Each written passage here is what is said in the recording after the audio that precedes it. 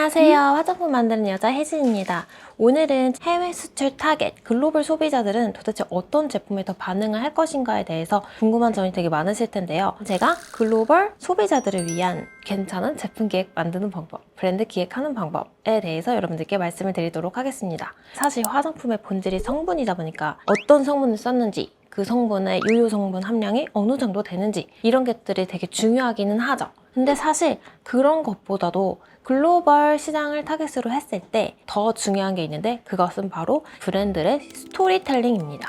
브랜드의 이 스토리텔링이라는 게 도대체 어떤 것이냐를 물어보신다면 왜 이 브랜드를 런칭했고 왜 이 성분을 썼는지, 이 성분이 왜 좋은 거고 이 성분이 어떤 역할을 하고 있는지 이런 어떤 스토리적인 면이 굉장히 중요합니다. 아무래도 너무나도 우후죽순처럼 되게 많은 화장품 브랜드와 제품들 사이에서 그저 성분을 강조하는 것뿐만이 아니라 이 성분에 입각한 전반적인 정서와 스토리텔링이 중요하다는 점입니다. 이제 두 번째로는요, 이제 우리나라 이 로컬의 진심이 해외에서는 프리미엄이 될 수 있다는 겁니다. 우리나라 입장에서는 맨날 보던 성분들이다 보니까 이게 해외에서 정말 먹힐까? 이런 생각이 들 수 있어요.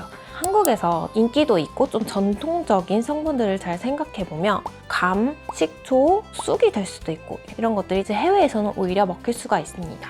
다양한 이제 로컬의 성분들 같은 것도 있을 텐데 이제 뭐 예를 들어서 한국의 쌀이 뭐 그게 그렇게 좋은 걸까?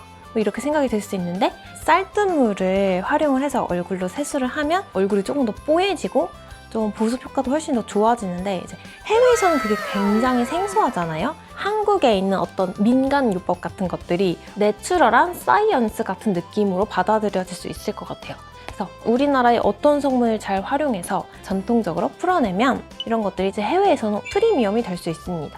그래서 그런 전통 성분들을 함유를 해서 제품 기획이나 브랜드 기획을 하시는 게 좋을 것 같아요. 다음으로는 이제 전통적인 감성이 중요한 건 알겠지만 이거를 결국 표현을 해내는 디테일을 좀 잡아나가는 것이 굉장히 중요합니다.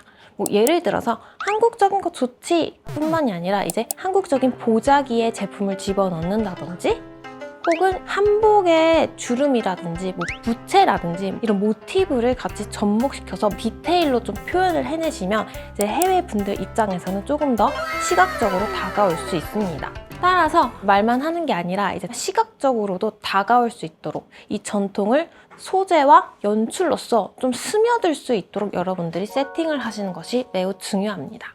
오늘 여러분들께 말씀드리고 싶은 거는 이제 스토리를 잘 녹이는 게 너무나도 중요하면서 한국적인 성분들을 잘 녹여내야 된다는 거. 그러면서도 이런 성분을 썼어요 라고 말만 하는 게 아니라 어떤 연출이라든지 디테일들을 잘 잡아나가셔서 전통적인 것들을 느낄 수 있도록 한국적인 거를 프리미엄으로 재해석을 했는데 여러분들께서 신경을 많이 쓰신다면 훨씬 더 브랜드 퀄리티도 높아지고 제품 기획도 더 잘 될 수 있을 것입니다. 사실 이제 뜨고 있는 우리나라 브랜드들을 잘 살펴보시면 어떤 걸 의미하는지를 아실 수 있을 거라고 저는 생각을 해요. 우리에게 있어서는 너무 친숙한 것들이 해외에서는 굉장히 핫하게 받아들일 수 있고 이거를 조금만 더 비주얼적으로 잘 표현을 해내신다면 분명히 글로벌 소비자분들에게 있어서도 다가올 수 있을 것이라는 것을 말씀드리고 싶습니다. 오늘의 영상이 여러분들께 도움이 되시기를 바라며 다음 시간에도 알찬 정보 가지고 돌아오도록 하겠습니다. 감사합니다.